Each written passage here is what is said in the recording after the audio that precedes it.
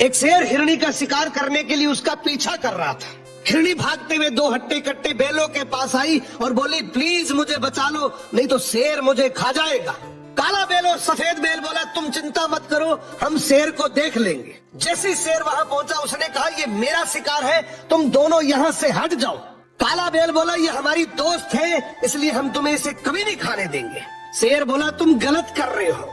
सफेद बैल बोला, तुम जो करना चाहते हो करो, लेकिन ये हिरणी अब हमारी सुरक्षा में है। शेर बेबस होकर वहां से चला गया और सोचने लगा, इन बैलों को अलग कैसे किया जाए। तभी शेर ने लोमड़ी को बुलाया और कहा, कैसे भी करके इन दोनों बैलों को आपस में लड़वा दो। तू एक बार इन दोनों को अलग करवा दे, फिर मैं एक एक करके दोनों को खा जाऊंगा। लोमड़ी बोली, जी हुजूर, अभी जाती हूँ। सबसे पहले लोमड़ी सफेद बैल के पास गई और बोली, मैं तुम्हें एक बात बता रही हूँ, आगे मत करना। बोली, तुम बहुत सुंदर और समझदार हो, जबकि काला बैल तुमसे जलता है।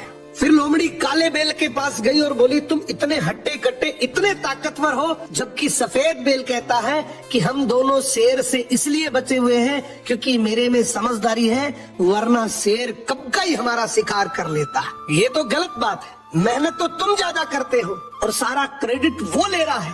अब धीरे धीरे दोनों बैलों में लड़ाई शुरू हो जाती है और एक दिन ऐसा आया कि दोनों ने अलग अलग रहने का फैसला कर लिया। इसी बात का फायदा उठाकर शेर सबसे पहले काले बैल के पास जाता है, उसका शिकार करके उसको खा जाता है। अब लोमड़ी कहती है, हुजूर, सफेद बैल भी जंगल में अकेला घूम रहा है। शेर तुरंत उसकी तरफ दौड़ता है और उसे भी अपना शिकार बना लेता है। इसीलिए कहते हैं, भाई भाई जब तक साथ है कोई कुछ नहीं बिगाड़ सकता। और जैसे एक दूसरे से अलग हुए, हर गली नुक्कड़ पर ऐसी लोमड़ियां बैठी हैं जो उस अकेलेपन का फायदा उठा सकती है।